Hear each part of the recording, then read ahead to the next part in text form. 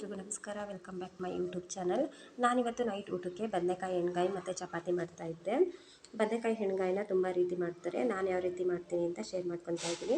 ಮೊದಲಿಗೆ ನಾನಿಲ್ಲಿ ಬದನೆಕಾಯಿನ ಚಿಕ್ಕ ಚಿಕ್ಕದ 4 ಪೀಸ್ ಮಾಡ್ಕೊತಾ ಇದ್ದೀನಿ. ಹುಳ ಏನಾದರೂ ಇದ್ದರೆ ಅಂದ್ಬಿಟ್ಟು ಚೆನ್ನಾಗಿ ಚೆಕ್ ಮಾಡ್ಕೊಂಡು ವಾಶ್ ಮಾಡಿಬಿಟ್ಟು ಇವಾಗ ಕಟ್ ಮಾಡ್ಕೊತಾ ಇದ್ದೀನಿ. ನೋಡಿ, ಈ ರೀತಿ ಕಟ್ ಮಾಡಿ ಇಟ್ಕೊಂಡಿದ್ದೀನಿ ಬದನೆಕಾಯಿನ. ತುಂಬ ಚಿಕ್ಕದು ತೊಗೊಂಡ್ರೆ ತುಂಬ ಚೆನ್ನಾಗಿರುತ್ತೆ. ಸ್ಮಾಲ್ ಸೈಜ್ ಆದರೆ ತುಂಬ ಚೆನ್ನಾಗಿರುತ್ತೆ. ನೋಡಿ, ಈ ರೀತಿ 4 ಭಾಗ.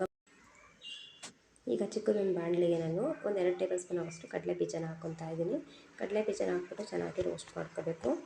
ಬ್ರೌನ್ ಕಲರ್ ಬರೋವರೆಗೂ ಚೆನ್ನಾಗಿ ಹುರ್ಕೋಬೇಕು.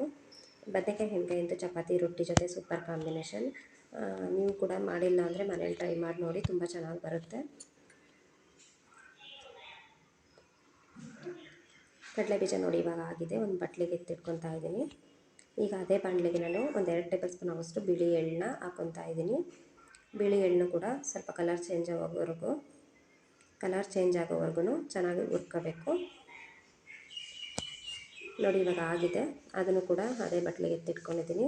ಇವಾಗ ಒಂದು ಅರ್ಧ ಟೇಬಲ್ ಸ್ಪೂನ್ ಆಗೋಷ್ಟು ಅದೇ ಬಾಣಲಿಗೆ ಎಣ್ಣೆ ಹಾಕ್ಕೊಂಡಿದ್ದೀನಿ. ಹಾಗೆ ಒಂದು ಈರುಳ್ಳಿ, ಒಂದು ಟೊಮೆಟೊ, ಬೆಳ್ಳುಳ್ಳಿ, ಜೀರಿಗೆ ಹಾಕ್ಕೊಂಡು ಚೆನ್ನಾಗಿ ಸ್ವಲ್ಪ ಕಂದು ಬಣ್ಣಕ್ಕೆ ಬರೋವರೆಗೂ ಫ್ರೈ ಮಾಡ್ಕೊಳ್ಳೋಣ. ಕಲರ್ ಚೇಂಜ್ ಆಗೋವರೆಗೂ 2-3 ನಿಮಿಷ ಹುರ್ಕೊಂಡ್ರೆ ಸಾಕಾಗುತ್ತೆ.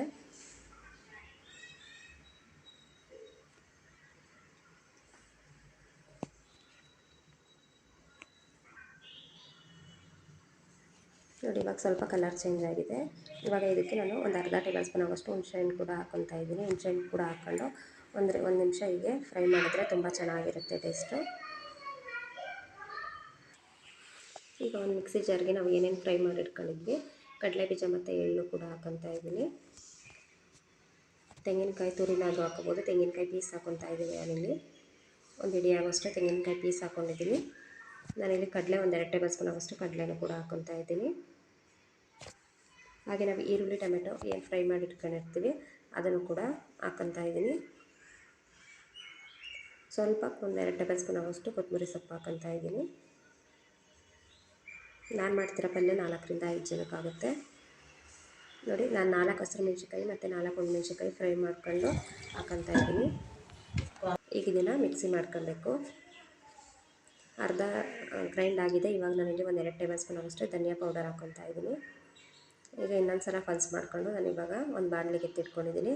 ಇವಾಗ ರುಚಿಗೆ ಎಷ್ಟು ಬೇಕಾಗುತ್ತೆ ಅಷ್ಟು ಉಪ್ಪು ಹಾಕ್ಕೊಂಡು ಒಂದು ಸಲ ಮಿಕ್ಸ್ ಮಾಡ್ಕೋಬೇಕು.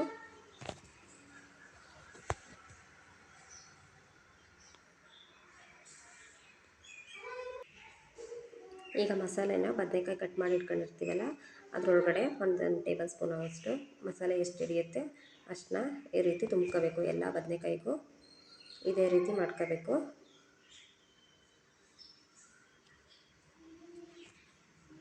ಎಲ್ಲ ಬದನೆಕಾಯಿಗಳಿಗೂ ಈ ರೀತಿ ಮಸಾಲೆ ತುಂಬಿಟ್ಕೊತಾ ಇದ್ದೀನಿ.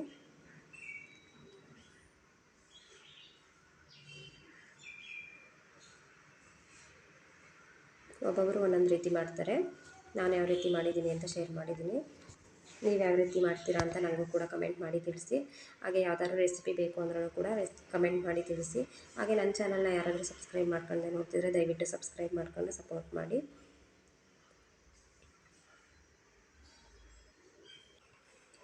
ನಾನೀಗ ಒಂದು ಕುಕ್ಕರ್ಗೆ 4-5 ಟೇಬಲ್ ಸ್ಪೂನ್ ಆಗೋಷ್ಟು ಎಣ್ಣೆ ಹಾಕ್ಕೊತಾ ಇದ್ದೀನಿ.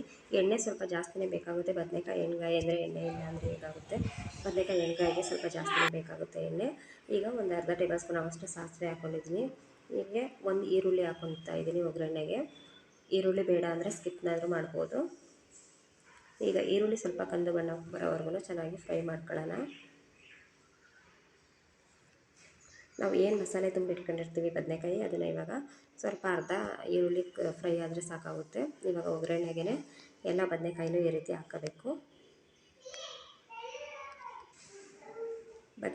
ಎಲ್ಲ ಬದನೆಕಾಯಿನೂ ಈ ರೀತಿ ಹಾಕೊಳ್ಳೋಣ.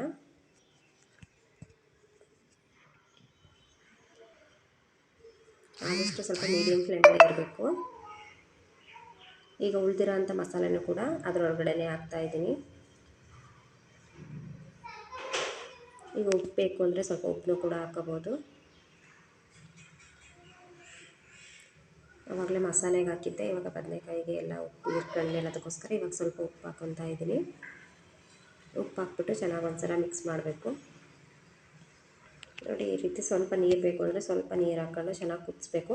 ಒಂದು 10 ನಿಮಿಷ ಕುದಿಸಿದ್ರೇ ಬೆಂದೋಗುತ್ತೆ. ಆದರೂ ಟೈಮ್ ಇಲ್ಲ ಅನ್ನೋರು ಒಂದು ವಿಷಲ್ ಹೊಡ್ಸ್ಕೊಂಡ್ರೆ ಬೇಗನೆ ಬೆಂದೋಗುತ್ತೆ. ತಳ ಎಲ್ಲ ಹಿಡಿಯುತ್ತೆ ಅನ್ನೋದಾದರೆ ಒಂದು ವಿಷಲ್ ಹೊಡ್ಸಿದ್ರೆ ಸಾಕಾಗುತ್ತೆ.